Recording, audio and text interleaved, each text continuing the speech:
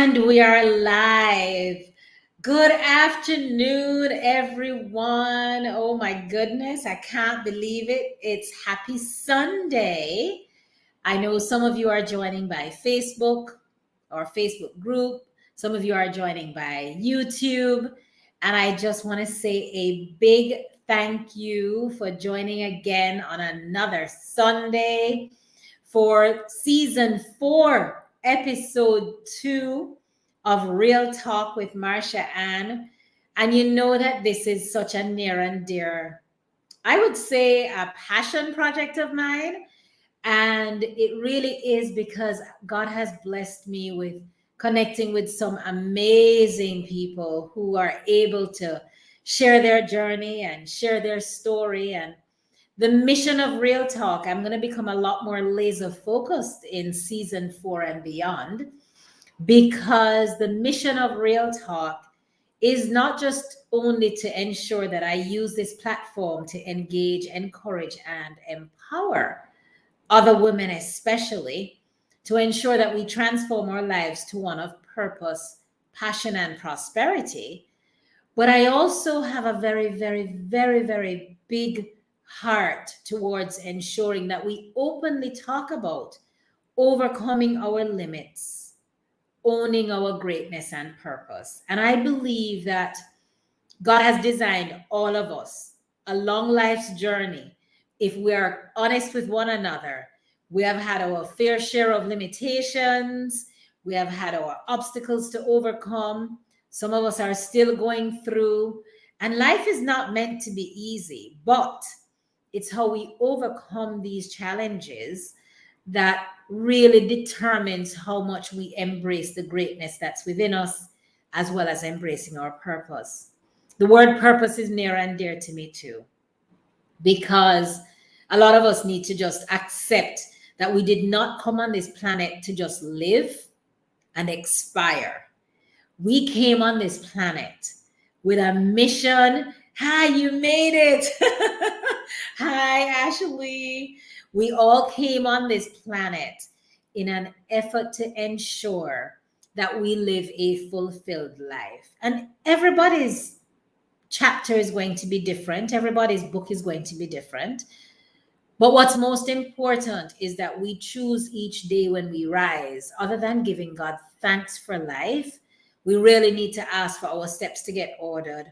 And that whatever we have gone through, that we no longer put a mask over it, but instead we become empowered to share our story. And the most important aspect of sharing our story and sharing our journey is that we support. We don't judge one another. We don't come with any negativity or toxicity. Instead, we really come to support one another on life's journey. And what a better place it would be if all of us were in that space where we create an environment to encourage and empower and engage one another to really live and walk this life of purpose. So welcome, welcome, welcome. Happy that you're all here. You can well imagine that my guest is in the green room, literally. Hey, Shamin, I thought about you today. Yeah, my guest is in the green room because we're doing big things over here. And I am telling you, this dynamic woman, as always, we pray before we start an episode. That's always very important to me. But listen, I literally look up to this woman. I don't even think she understands how much I look up to her. One would have to meet her to understand how dynamic she is, how, in fact, hey Jen, how she has fought so many battles that we would not even begin to know, but always having a word of encouragement for you and always having some positivity. Yes, I agree with you. She's amazing. And when I tell you, I literally look up to her so much for her spirit of life, and her spirit of living and her spirit of battling and fighting the odds, I don't think she has a clue. So, having revved you all up, I with the Facebook user, I'm not even seeing your name, so don't hesitate to drop your name in so I can greet you all well. D, if that's you joining from the UK, welcome back. Yes, we are back with Real Talk, episode 2, season 4, and I am kicking off with this incredible woman. And I want to salute each and every single one of you on here. I'm saluting our ladies, and I'm particularly starting with this warrior. This entire month is Women's Month. And so I want to acknowledge each and every one of you. I truly believe that God made you all fearfully and wonderfully made, and every single one of you with a mission and with a plan. Rachel, welcome back. Good to have you. Second time visitor. Welcome back. Welcome back. All right. So, without any further ado, to a drum roll. Hey, CCP, to a drum roll, to an applause, to hearts. I want us to make Christine feel so welcomed. Understand this, it's never easy to come on and speak. I believe sometimes, listen, my knees knock every time before I start an episode. I spin around, I pray. It's never easy. And trust me, for the guest, they need to feel our love and our encouragement. Hearts are being dropped. High fives are on here. Now, without any further ado, let's make welcome on stage none other than the woman of the moment, Christine Soutar. Hello. Hi there, and welcome to my warrior woman, Christine. Thank you for joining us today. Thank you for having me, Auntie Marsha. Absolutely. You have hearts that are being dropped in for you. You've got folks that are joining that know you personally, that are saying good evening, and that they're here to cheer you up and support you.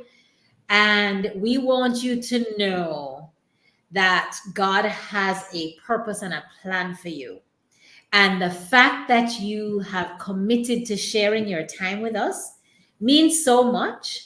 And I know that you have the little butterflies in your tummy, but let's just consider this a conversation on the couch, right? Because you truly are an inspiration to so many of us. There's some folks that are on here that actually got a chance to catch your episode when we met last year. Mm-hmm. And so much has happened since, right? But what I do know is that I made an observation that Christine has included warrior as a part of how she's identifying herself. Christine, talk to us. Why Auntie warrior? Marsha. Well, thanks for having me again. I must say it's always a pleasure. And your speech welcoming me here is just like, like I'm here jaw dropping, like, huh? She looked up to me. Yes. Auntie Marsha, Miss Me, really? But it's a pleasure. And thank you so much for always rooting for me from the very first day we met. You loved the boys. It was the boy at first, and then you fell in love with the second one. So it's always been, super amazing to just be here. And just like yourself, because I remember just before you started Real Talk, you were nervous. It was, a big thing. So it's absolutely amazing to be here. Yes, I included warrior in my name simply because the journey, there's something that you're waiting for. You're waiting to hear that you're cancer free. You're waiting to hear that you've crossed that line. But at the end of the day, it was just last night, epiphany hit me, and I'm like, the war really it's never gonna stop, because even if I hear that I'm cancer free, there's still this thing that you're going to be saying, or you have to eat properly, you have to ensure that while you're in remission it doesn't come back. So you're still worrying, doesn't it never ends, and it will only end until you die. Like today I was saying to myself, I was in the initial stage. It's like you're dying to see the end. You're dying to see the end of the journey. And while I was waiting to see the end, it's like I was killing myself, dying to see the end. And I'm like, no, but you can't.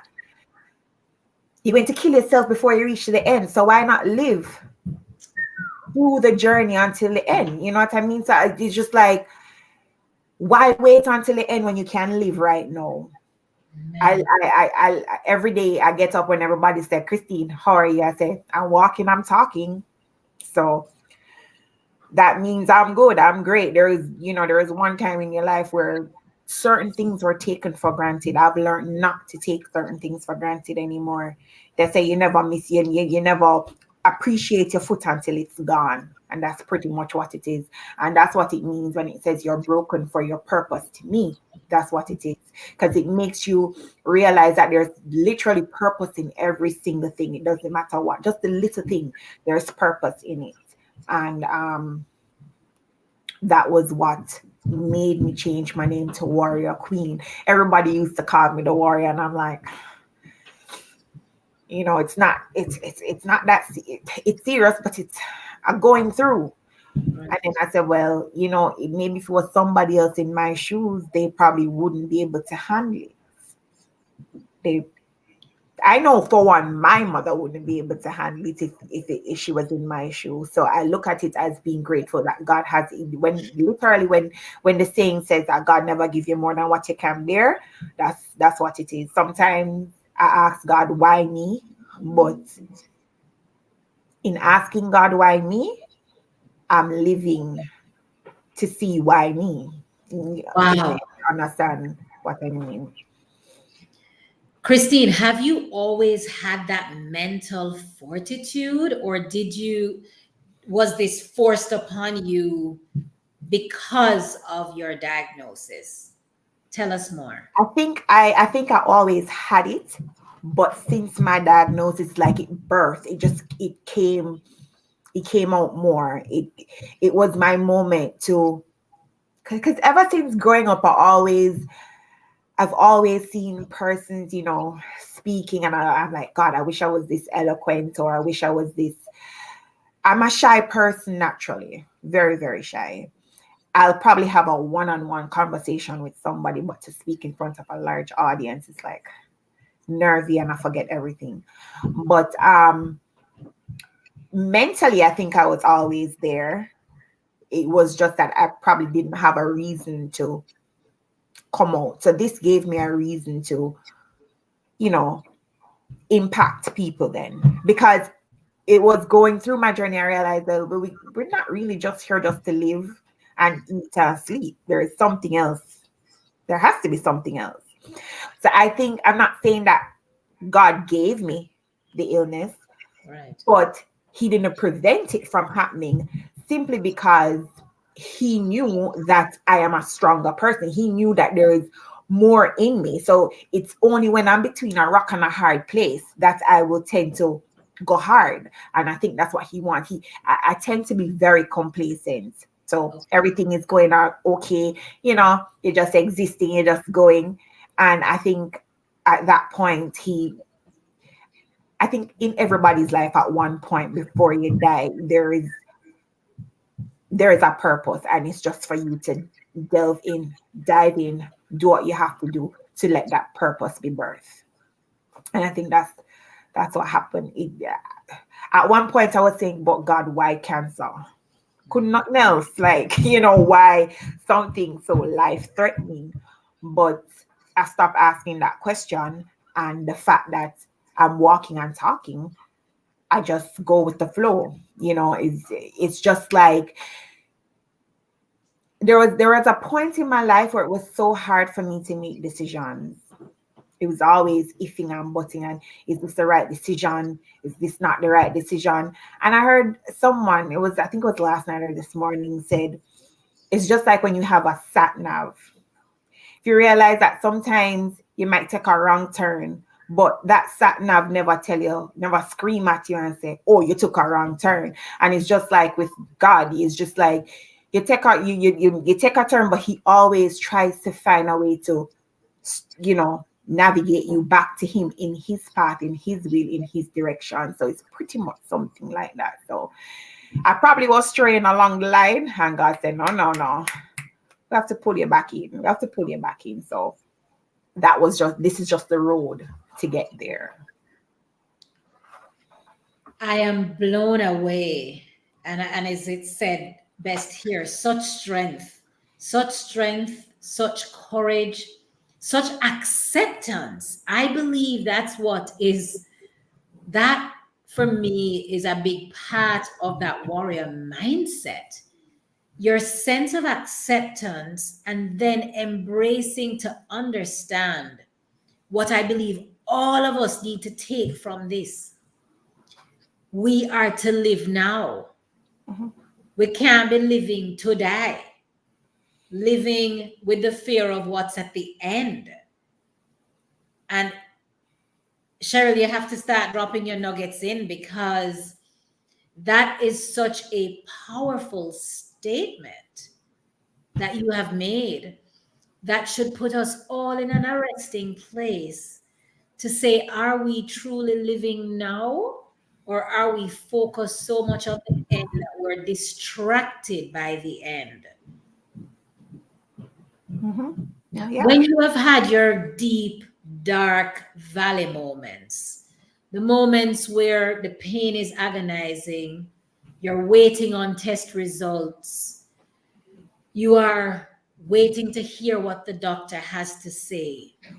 What would seem like a minute to us, I imagine, feels like a day in those moments. Help us to understand how you navigate those moments. I pray, but I also have a very, very good support system. My friends have been there for me. They've been a tower of strength. Um, they've been a tower of strength. So pretty much, um, them getting me through my journey, um, and praying. I remember one particular incident. No, well, I remember every couple years ago, because it's been 3 years. This year will make it 4 years battling. And I remember in 2020 going to the hospital, and it's just like, you want to hear say, "All right, it's gone. No, it's gone. It's left." And every time I went, it's always something new. It's always a new prognosis. And I'm like, so before I get out of my car, I'm crying, I'm tearful, I'm praying. I'm like, "God, you know, help me through." And I remember one last time when I went there, and it's still there. It's not gone. I remember calling a prayer warrior, and I said to her, "Remember the lady with the issue of blood? She went through this for 12 years. She didn't die. So guess what's going to happen? No matter what the doctor said to me anymore, it's not going to derail or deter me. I'm just going to keep pushing through, because once I'm walking and I'm talking and I'm still able to live, I'm not going to let what a doctor say deter how it will affect you. The human part of it will affect you. But it's called, you have to shift your mindset. You have to know, train your mind. I had to literally train my mind to be positive. And don't get me wrong, there are moments that I will break down. But I didn't break down for too long. Probably cried for 5 minutes or for an hour, and brush it off and go again, and just say, "All right, tomorrow is another day. So tomorrow we face tomorrow's struggle." So that's just how I look at it at the end of the day. When I walk out of the doctor office and I look on my foot and I say, "All right, I'm still walking. are still talking. What are we going to eat today? Let's go to the restaurant and sit down and eat, or let's go home and lay down and sleep. Because if you think about it, a lot of people who have stage 4, they're not able to talk. They're bedridden. All of these things. So there is a lot to give thanks for. There's a lot to give thanks for. There's a lot. And funnily, or not funnily, but from our last session, a young lady reached out to me who she was battling well, at the time she didn't know. And remember, I told you that even if I could impact one life, I would have. I'm good, because coming on social media was one of the hardest things to do. And it was probably the shame was, even though you didn't give yourself cancer, but it's just cancer. Like, nobody really wants to talk about it. It's just like, some taboo. You don't want to talk about it. And when I was first diagnosed, we didn't even want to call the name. My mother didn't want to call the name. And every time I heard a story, there was a story with somebody who had cancer, it just broke my heart. I cry. If I hear the word cancer, I would just break down. You know what I mean? When this young lady reached out to me last year, I said to her, just like everybody else, don't fear. I said, it's easier for me to say it, but I've gone through it. Don't fear. And I think she's on. I tried my very best to walk her through as best as I could. Where I couldn't, I laid it down at God's feet. Where I couldn't, because I know I was going to get backlash from the enemy. You understand? The enemy come to steal, kill, and destroy.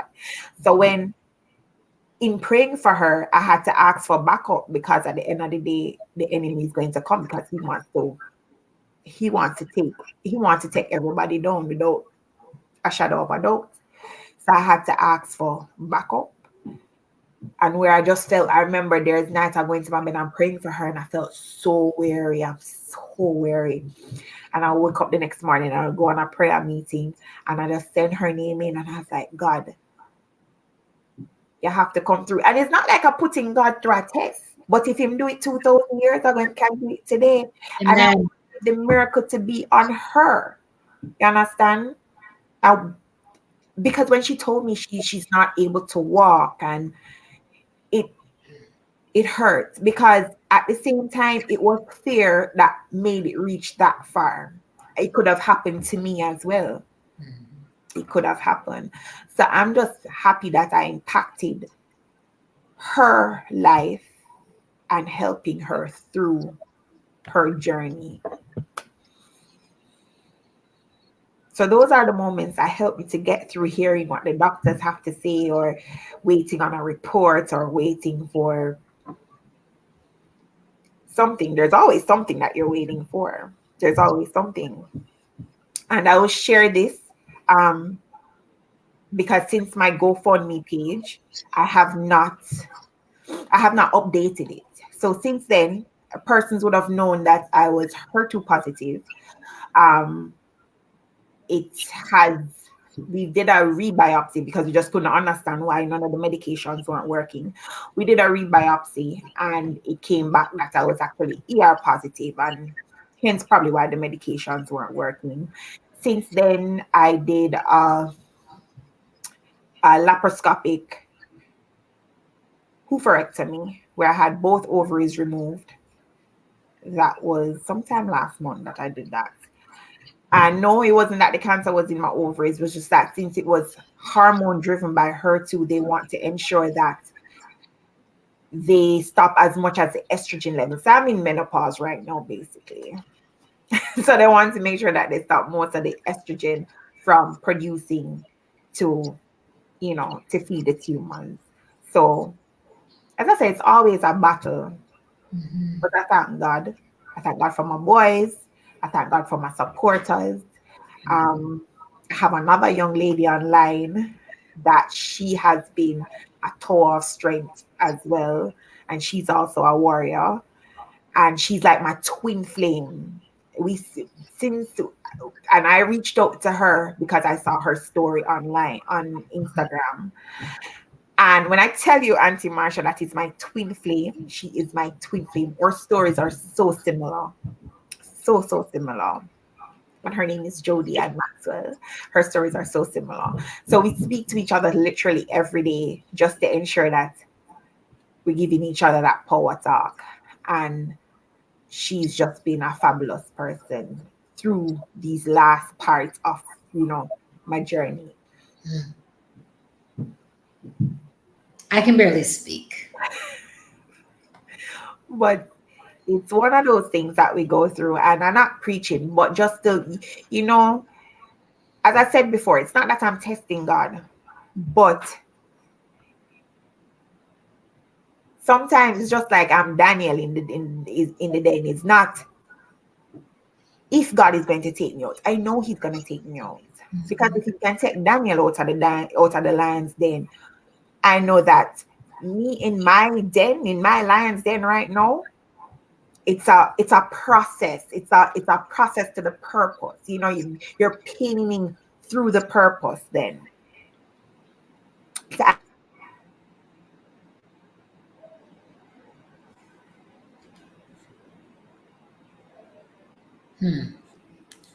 Christine, you froze.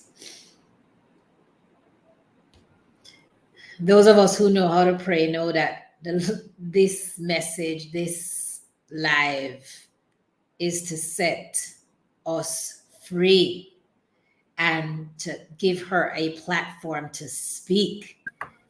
And so that technological interruption was only for us to remind ourselves that interruptions will come, but God prevails. Press on. Press on. You're back. Yes, I'm back. You're back. You're back. We prayed over this before we started. But this is just to tell you that this particular episode is not just for who is on now. It's much like folks who contacted you after the last episode. And whenever you're birthing something, whenever God has an anointing on something, the enemy would want to see how can I distract? There are no distractions on this episode. If we pause, we go again. And so we're all sticking together. Yes, you've said it best. You are an overcomer. So yes, go ahead. Right. So that's pretty much what it is. As I said, it's not it's not if He's going to take me out of the lion's den, I'm going to come out. You understand? But we have to go through a process. It's called the pruning stage. That's how I look at it nowadays. He's pruning. I'm being pruned, and that's just what it is. And I just have to ensure that I remain positive. My story, at first I was sorry for myself, and then I said, no, this is for somebody else. This is for somebody else. Because there are nights when I cry myself to sleep because I wonder, am I going to live to see my boys, get married, do all of the whole shenanigan? And I said, no, I can't wonder. It's going to happen. And that's when I started to ensure that I change my mindset, change my mental process, because everything starts mentally. It's a mental thing. If you tell yourself that you can't do something, it won't get done. And as Steve Harvey says, if you can imagine it, it is possible. It is very much possible. We don't ever imagine things that are not possible. Anything that you imagine is very much possible. So I've just learned that I just need to just rearrange and I don't have it all together, to tell the honest truth. There are times where it's just like my energy is so low. And this is for anybody going through whatever it is that you're going through, because it does take a toll on you mentally. It takes a toll on you physically. Whatever it is that you're going through, just know that God will take you through it. Just trust the process. Trust the process. Some people wonder why some people, I mean, eventually we all have to pass. We all have to go. One thing that is inevitable is death, right? But while we're living, as I said before, and I'm always going to say it, live. Whatever it is that make you live, whatever it is that make you happy, do it. Whatever it is that makes you happy, do it. At whatever cost, do it. Because we spend so much time trying to make sure that everything is perfect, or trying to make plans for a perfect life. And in the blink of an eye, it can change. And I'm a testimony to that. In the blink of an eye, it changes. And you're like, but I never have no, and like Matt, I said to God, but I never have no plan B. So how this come? Where this come from? I wasn't equipped. But as I said, God never give you more than what you can bear. If you're not, if he wouldn't have given it to you if you weren't equipped to handle it.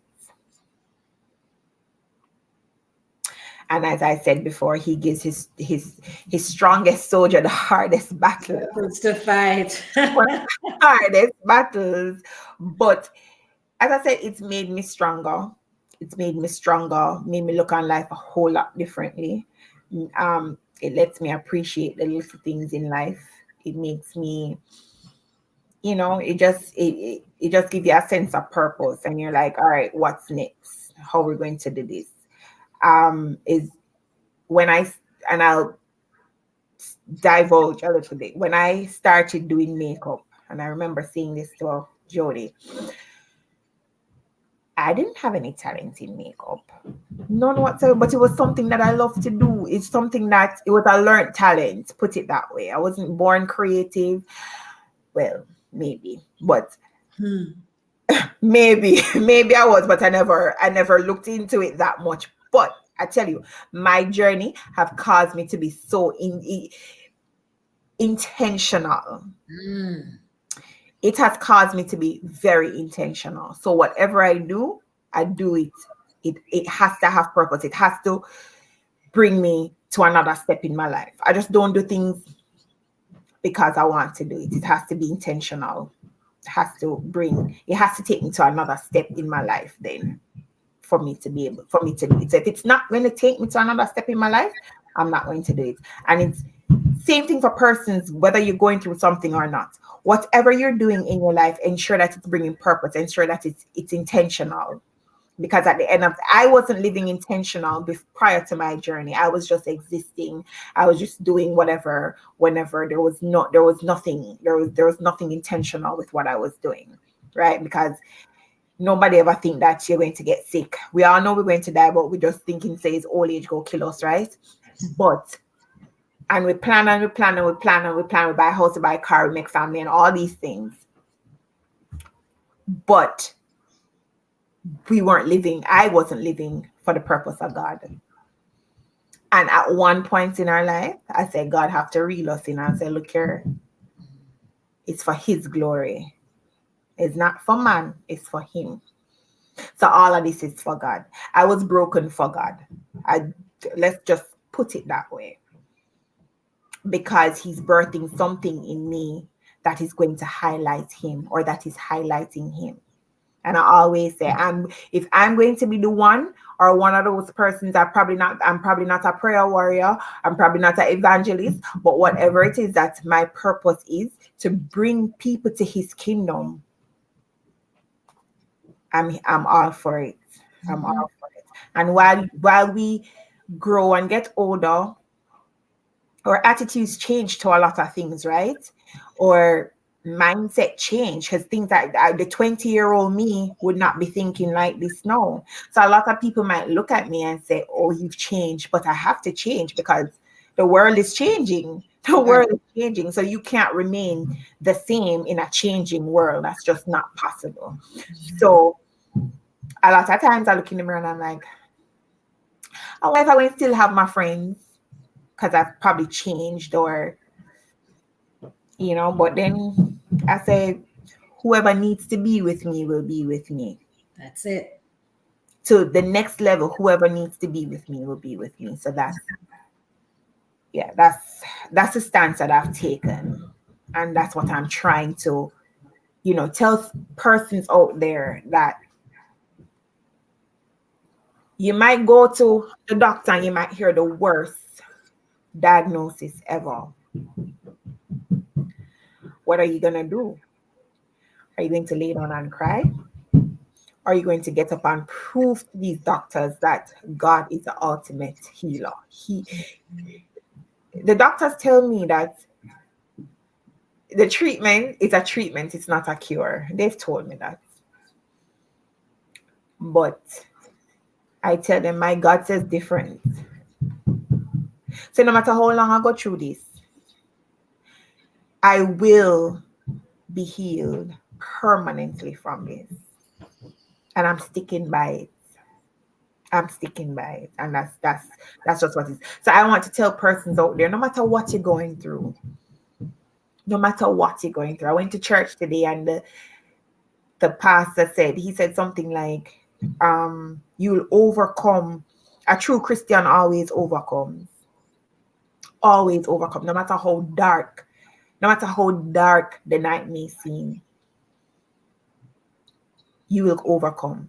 Faith isn't something that you just get overnight. Faith is something that you have to practice. Faith is something that you have to tell yourself intentionally every day that you're faithing it. You're going through it. I've had to read books. I've had to watch motivational speeches. I've had to listen and watch other person's life just to be motivated, just to have faith, just to push through, just so that I can probably, encourage somebody else.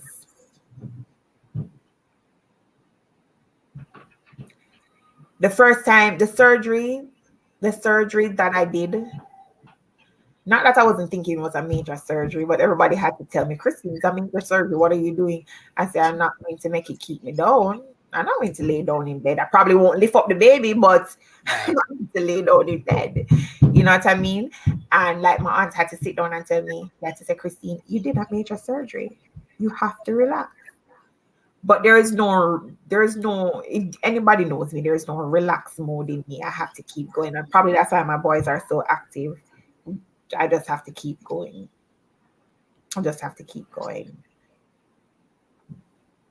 So it's just it's one of those things. One thing though that is holding me back, and it's to start my YouTube channel. And I keep saying this to you, Auntie Marsha, it's to start the YouTube channel where we do, makeup tutorials. But once again, I think it's just so overrated to the point where I say everybody's doing it. Why, I'll figure it out from there. But as I was saying before, when I started doing makeup, I had no knowledge of makeup. I started doing makeup just to do makeup on myself. And I'm thanking God to this day that He blessed me to the point where I can do makeup on others. I've done several weddings and on myself, because the lowest part of my journey when I lost my hair and I was going through everything was makeup. It was the art of makeup that helped me to shine through. There are days I just put on some foundation and I just look pretty. And I don't know if that was the reason, but everything just worked out where I was able to flaunt my beauty despite what was going on. And I tell that to everybody else. There's the young lady who started chemo. I said to her, she probably thought I was very harsh. I said, you shave your head yet? She's like, no. I said, well, shave it. I remember when somebody told me that and I was like, she's so harsh. Why? She said, go drop off. So shave it. And I'm like, but she went through what she went through. You know what I mean? So she wasn't sugarcoating anything. She wasn't. And it wasn't until now that I appreciate what she said, because maybe if I had listened to her then, I'd have been a lot tougher. Everybody goes through everything. Everybody's story is different. I remember the young lady that I met. She was so rough around the edges. And I said, I couldn't imagine why, she's going through this. Why she's so, and she don't like people and she don't want nobody to ask her nothing. And it was now that I understood what she went through, because everybody is different. But that was her coping mechanism. That was how she coped. Everybody copes differently. going through whatever storm. Everybody copes differently, right? And it's just a blessing to meet people, to know, and I'm here to tell people that it don't matter what you're going through, you put God first, and everything copacetic, everything all right after that. I literally had to run away from everything that was literally, Auntie Marsha, everything that was holding me back, everything that was, I felt like I was being strangled. I had to take myself. I didn't know where the journey was going to lead me. I didn't know what was going to happen, but I had to say, you know what? God, wherever it lead me, wherever it take me, I'm in your hands. And just and just and ever since, whenever I go into a doctor's office or to do anything, I consult with God first. I consult with him first. And if I feel all right, I walk in. Whether it come out in my favor or not, I walk in and I say, all right, it's one down. How much more to go? And that's just how it is. Everything from last year till now is just a faith walk. Wow. It's just a faith walk. Just a faith walk. Don't know how anything is going to happen. As I said, I have not been working since last year. No ink. I just faith it out. I just walk it out, faith it out, and I say, God, and if there's something that is on me that it's it's very burdensome, so not gonna reach a bridge, I will cross it. I'm very last minute. I'm very last minute, and my family kind of hate that about me. But I'm like, if I feel like it's too pressuring, I'm putting it down until I can handle it to take it up. It might be the hour before the thing is supposed to be done, but that's just how I cope. So however it makes you cope, whatever makes you cope, however you feel, wherever your strength is, going through whatever battle you're going through, do it. There's no right or wrong decision, because it's survival of the fittest at the end of the day. Survival of the fittest. Wow. Christine, I want to acknowledge on here Tamara. Tamara says she really needed to hear this today because she herself is battling.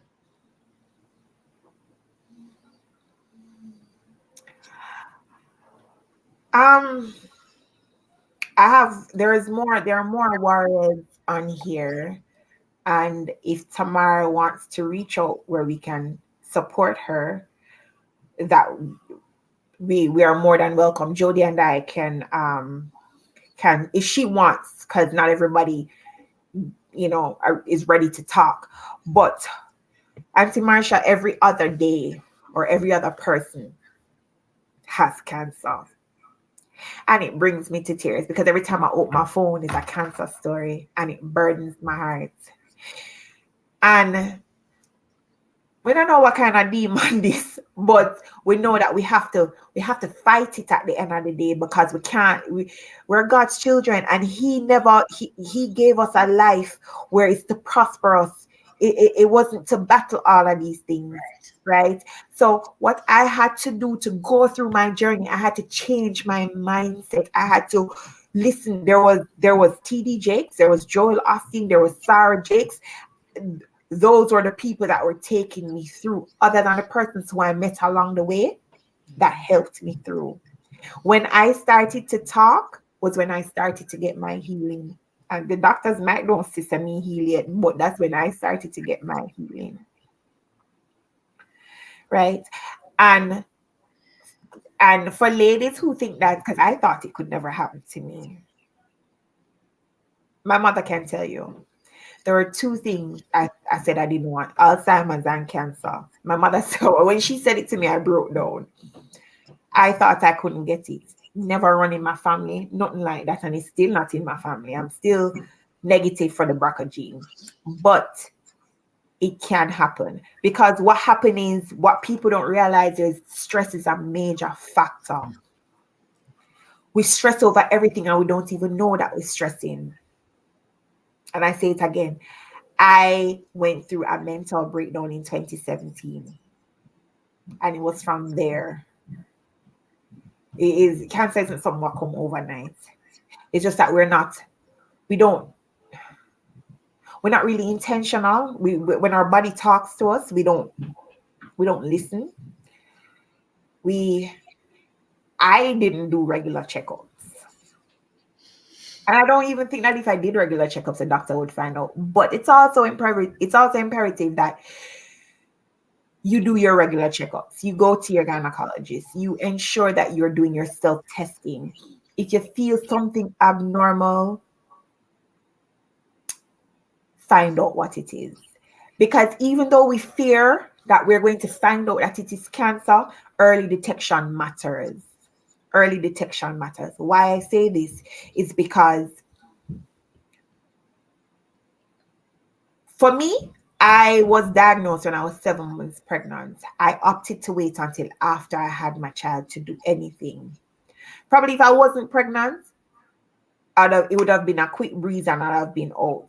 But I waited. And it probably progressed at the time. Who knows? But I did it because I wanted to ensure that my child was brought safely nowhere. I didn't want to do any surgery at the time, and I trusted God that this is the route that I'm going to take. So it became real to me because even though I didn't have enough breast to put on a mammogram machine, there are other ways that you can test. And I think no, a lot of persons back then the focus wasn't on young people, but I realized there's a lot of young ladies below the age of 40 that are that's having cancer. So you're never too young. They're early as 20 developing this. So be attentive. And as I said, be intentional. Try to go to the doctor, get your breast examination done, do your self checks every month. Take care of you because only you can take care of you. Only you can take care of you, and you know your body better than any doctor, anything. At one point I had to get very real with the doctors and say, I am Christine, this is not a one size fits all. So a part of the entire process is mental. So if you're going to a doctor and you feel that you're not comfortable, it's okay. I'm not saying to be disrespectful to the doctor, but I'm saying it's okay to question the doctor. It's very much okay to question the doctor because when you go home and sleep, you are with you. The doctors are still practicing. They're still doing, it's still everybody. So it's a one size fits all. It's not tailored to just you, but you have to let the doctor know, all right, this is how it is. This is how I feel. This is what it is. And come through. Don't be afraid to. One thing when I was going through my journey, I was so afraid to ask questions because I was afraid to hear what the answers were. Until I became bold enough, I read Google because let me tell you, Google will tell you everything that you don't want to hear. But if you're mentally strong enough or mentally prepared, it will break you. So as I said, my support is absolutely good. I don't think anybody should go through any kind of illness because you never cause illness on yourself. Anything that you're going through, it's always good to have a good support system. Very, very good support system. Because in your darkest times, my support system was there. So tomorrow,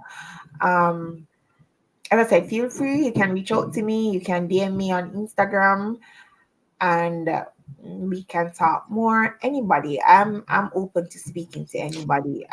I'm not the best expert, but I've walked a mile, so I pretty much understand what anybody is going through. Because the first thing you hear when you hear cancer is death. And it's so, and I've met a lady who has gone 18 years. She's now free of cancer after 18 years of battling. Wow. So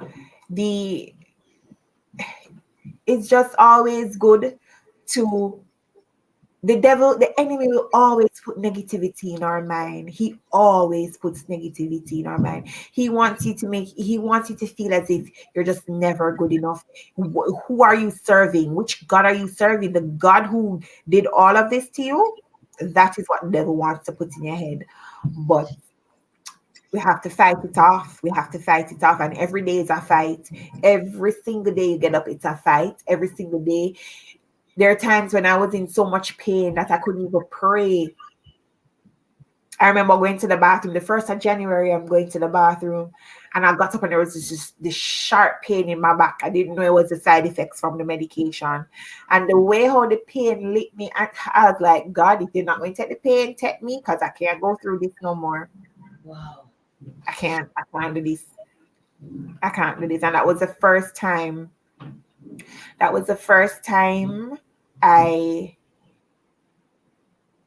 just felt like this just isn't going to end.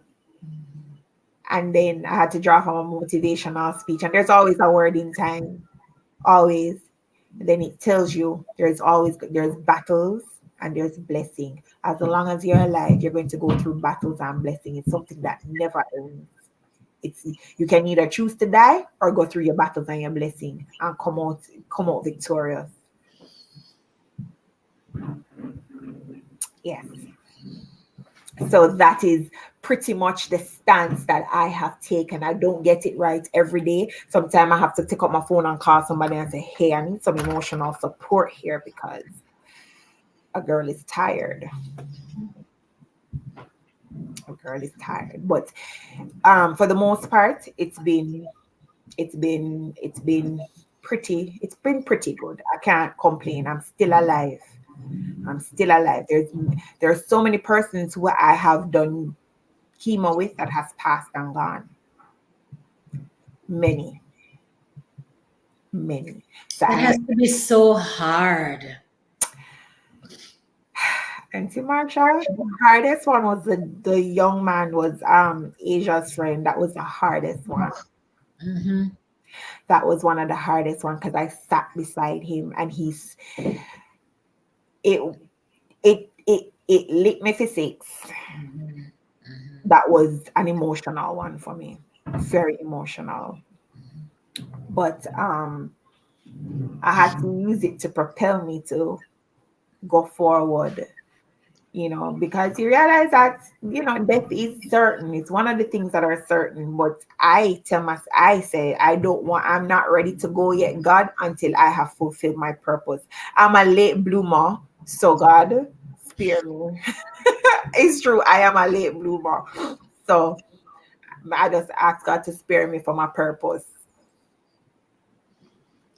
Your will to fight is really beyond a warrior. We're gonna have to look up for another word to go along with your name because you are really of a different level, and all of us have been affected in one way or another with loved ones who have been impacted by cancer. As a family and a close friends on here, we lost one of our nearest, dearest, closest.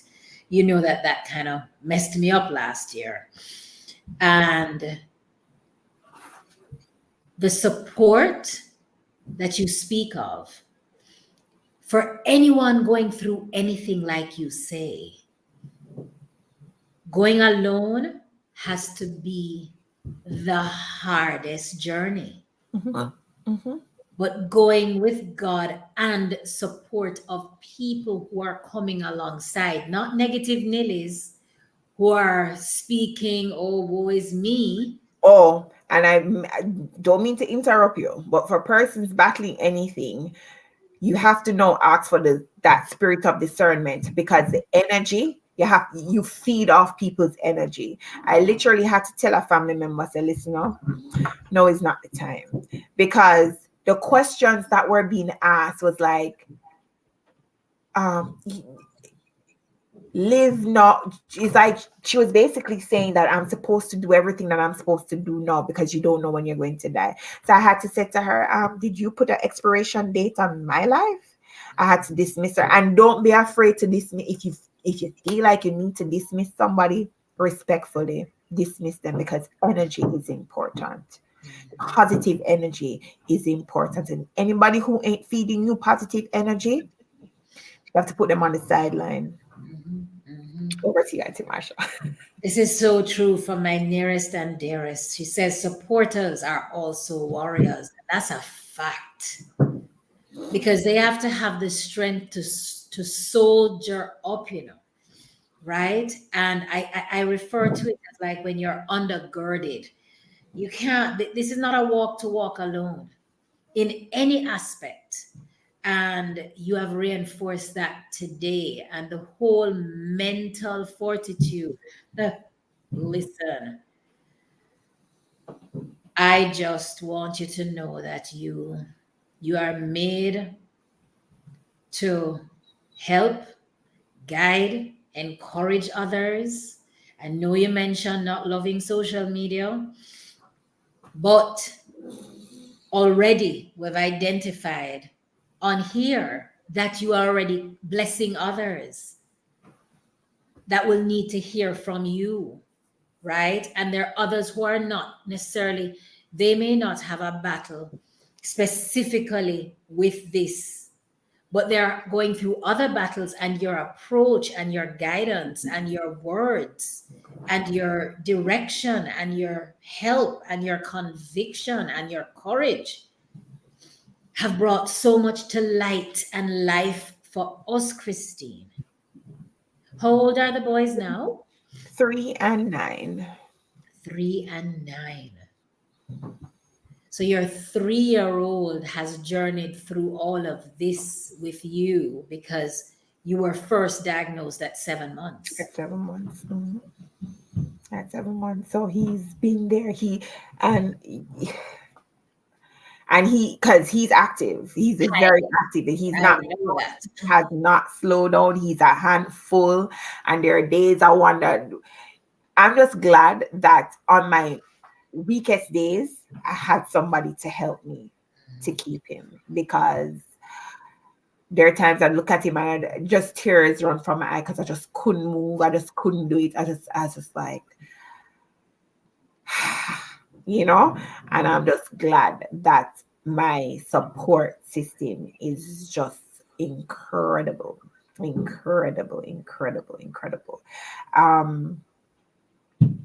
For persons who are going through, I know I had a mastectomy done. I have other persons here who probably had a lumpectomy.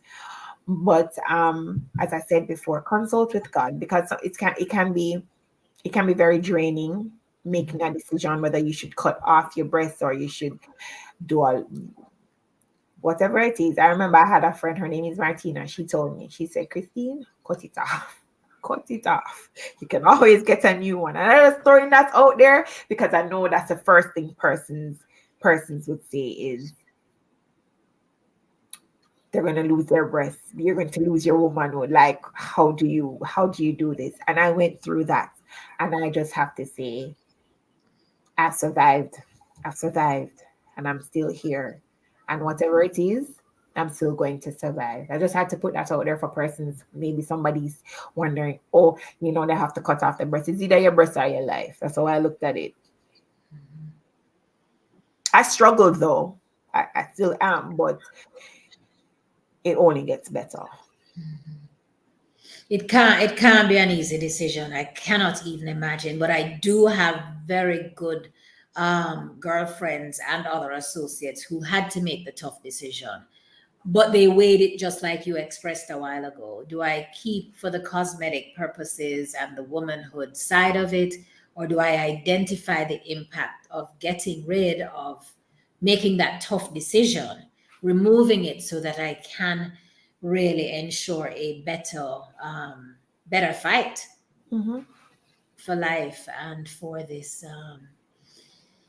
Well, my love, you really tell us 3 things. Earlier on, you said you don't take anything for granted anymore. And even the things that you used to probably fuss about before this journey, 3 years ago, or when you were younger, the things that you kind of get worked up about, That doesn't matter to you anymore. If you were to identify when you say, I don't take anything for granted and I'm living now, what are three small things or two small things that really matter to you? God and my children. Mhm, That's it. mhm, mhm. That's it. And I Amen. say those because he must have blessed me with those kids for a reason. And they are super spectacular. They are amazing. They're amazing.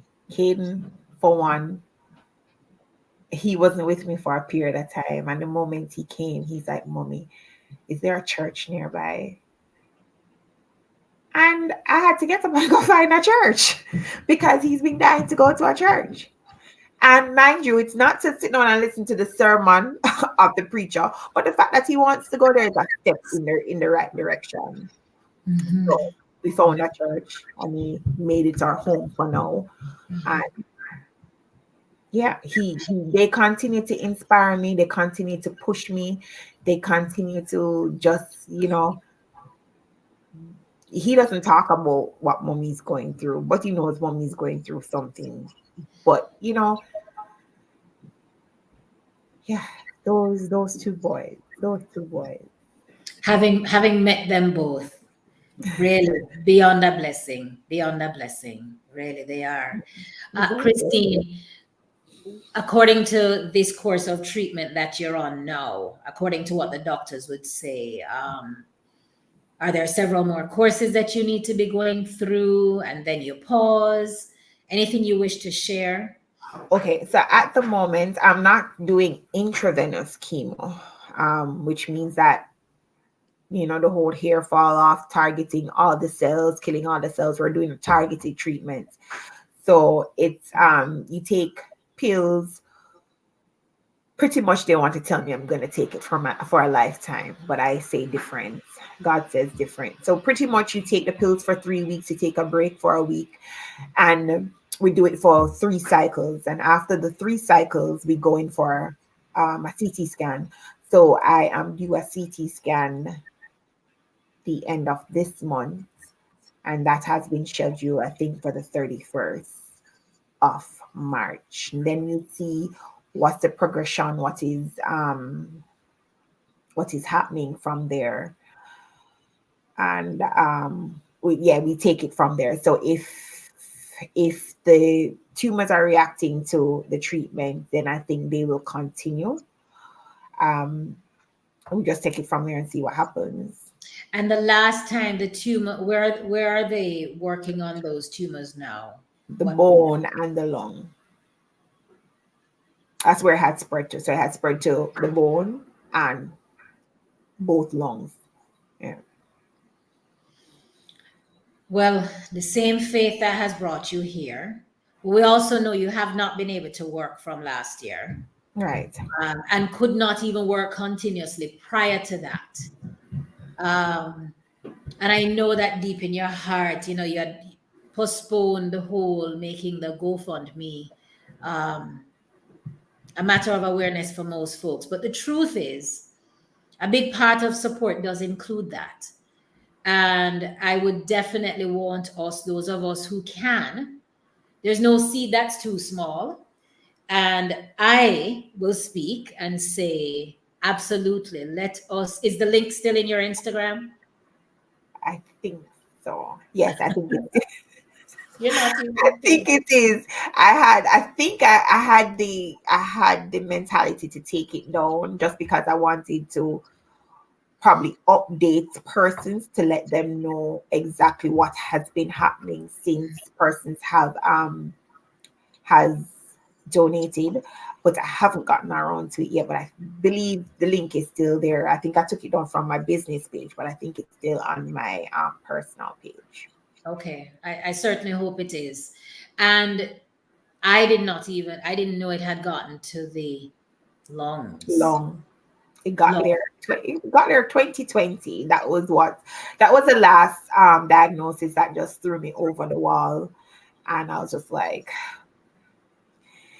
this isn't going to end. Is it going to end, God? Is it going to end? Because I just kept saying, I feel okay. It was the doctors that keep saying, how are you breathing?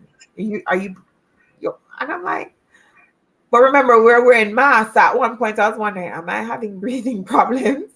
I just couldn't figure it out. I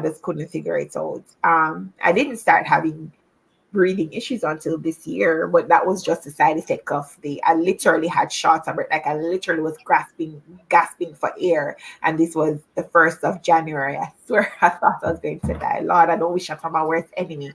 I didn't know what was going on with me.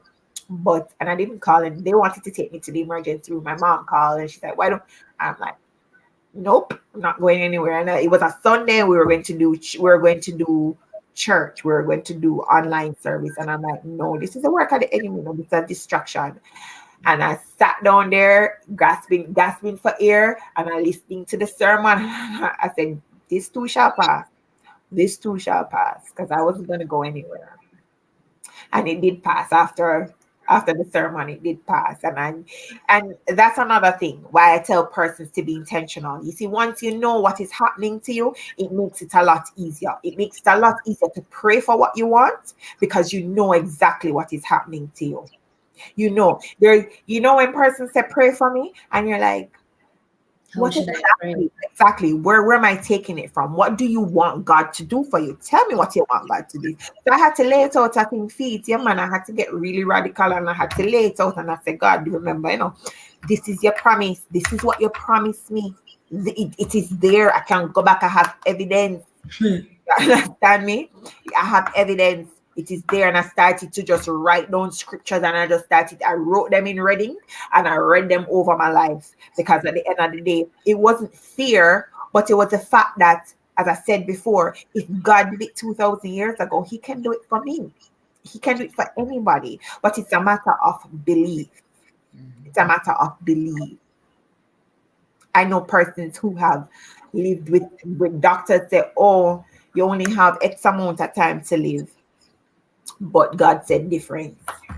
God said you're going to live. You know what I mean? So it was going through all of that helped me to stay persistent and helped me to trust God. They could tell me where it was. I said, but I'm okay. But I still go through a whole series of stuff. I think I have insomnia, but it's always something, and I think the insomnia is really mental. It's really mental, because I'm trying to think about so much things to do. What can I do? How am I going to impact my kids? How are my kids going to survive? What am I going to do financially? And as I said, those things still bother me, but I don't make it a big deal. I really try not to make it a big deal. And God has been taking me through the steps. So each time I get worked up, I just have to relax and say, God, you told me you got me, so I'm leaving it there.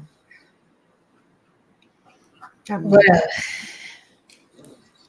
without a doubt, we have a lot of prayers on here, and we are going to come alongside you in our own way, in our little prayer closets. We will come alongside you and we'll continue to pray for you.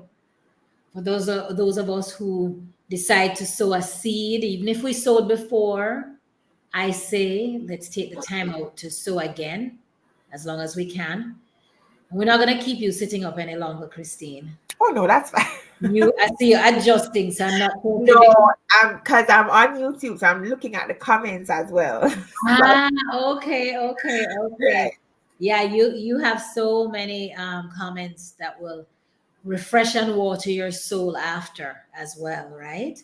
But without a doubt, we can't thank you enough for reminding us to live now, reminding us that this is not our story. This is your story, Christine.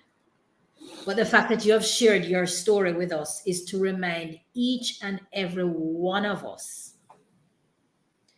that we're going through. Mm-hmm. We're going through. Mm-hmm. and to live each day with great intention, Mm-hmm. because we don't know what tomorrow holds, but we know who holds tomorrow. Mm-hmm. And that's the operative word, going through. The psalm says it, yea, though I walk through the valley of the shadow of death. There was no stopping through the valley. It's going through, going through. We're going through the process, going through. Man, you have watered our soul. You have blessed us richly.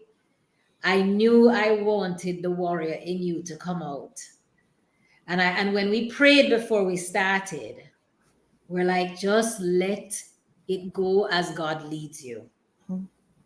And I know in the beginning you felt the butterflies, but I also want to say to you, and you said it, that you're not, you're not a pastor and you're not an evangelist. But let me tell you something. This is ministry, honey. Thank you. But I also want to thank you, Auntie Marsha, because guess what? You have never stopped. You you've been a cheerleader from the very first day I met you, and you've been an inspiration to me. And it's not easy pouring into somebody, because as I tell you, the devil will come back with backlash. Yes. And you're always in my prayer, because it's not easy to bring each and every woman here or every person here to speak their story.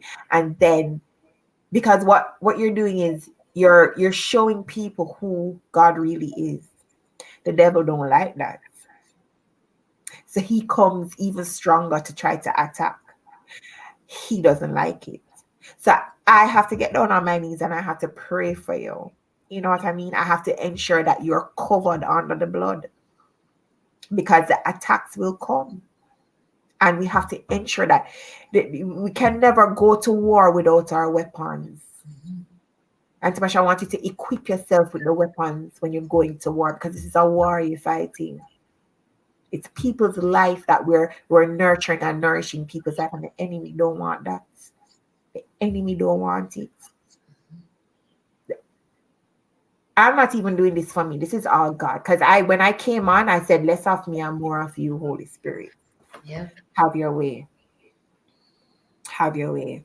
Because we all have our journey. We either going through a battle, been in the battle, coming. There's always something. There's always something. And we just have to stay prepared. And that's what I do. I try to stay as prepared as possible. I try to stay as prepared as I'm not perfect and I don't have it all together.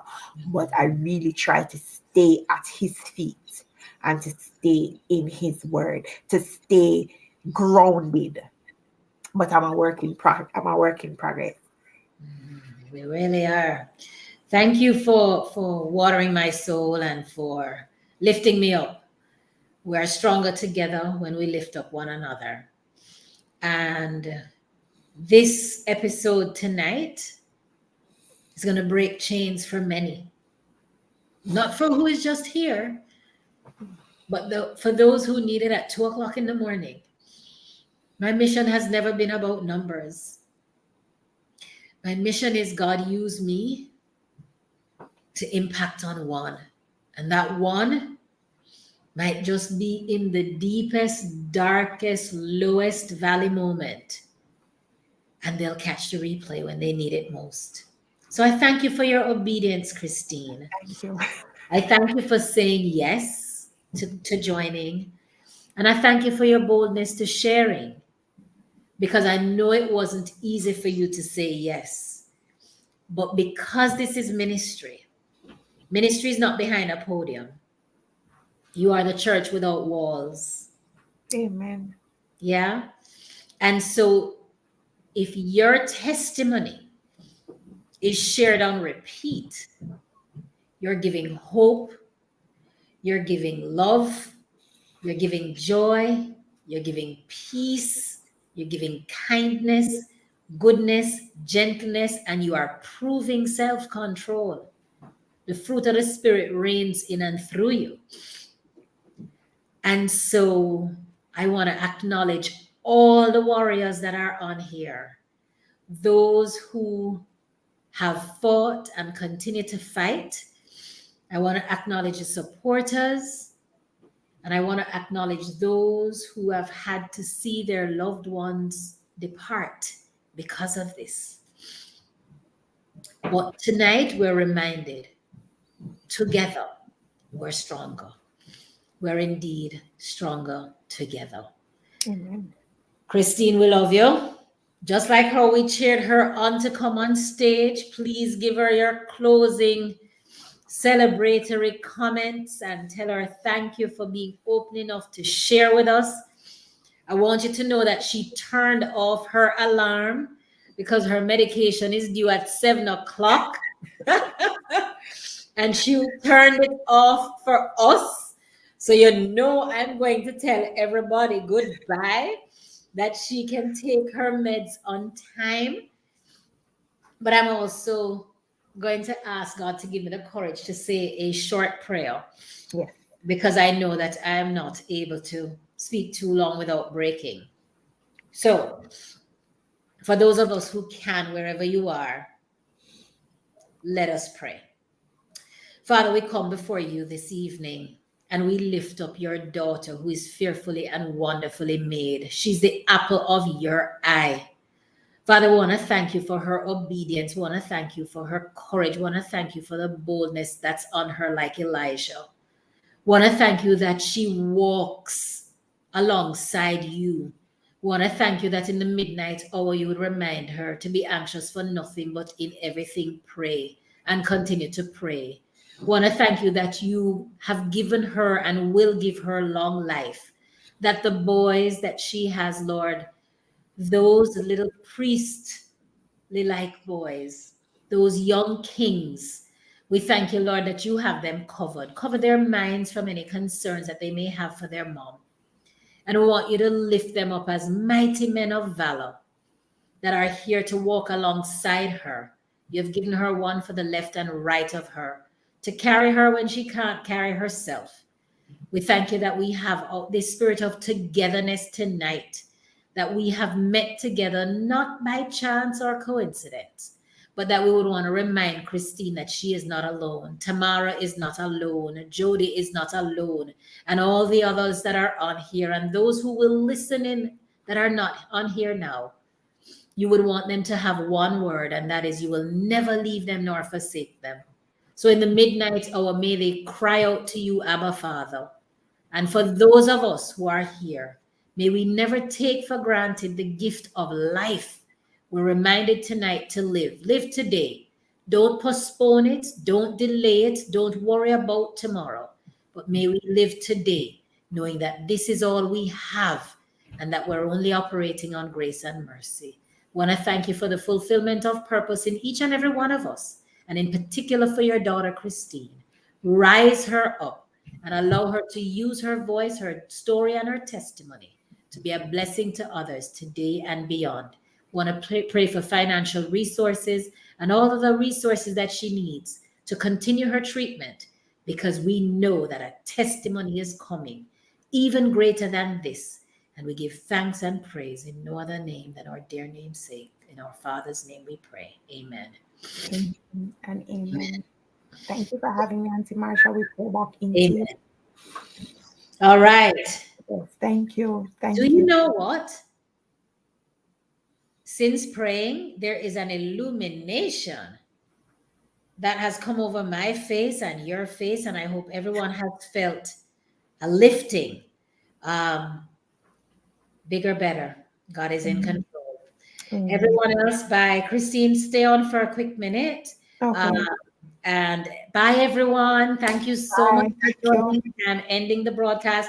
Christine, you can tell everybody bye. Thank you. I see all the comments. Thanks, everybody, for joining in. It's been a blessing. So tremendous. Thank you so much. All right. Bye, everyone.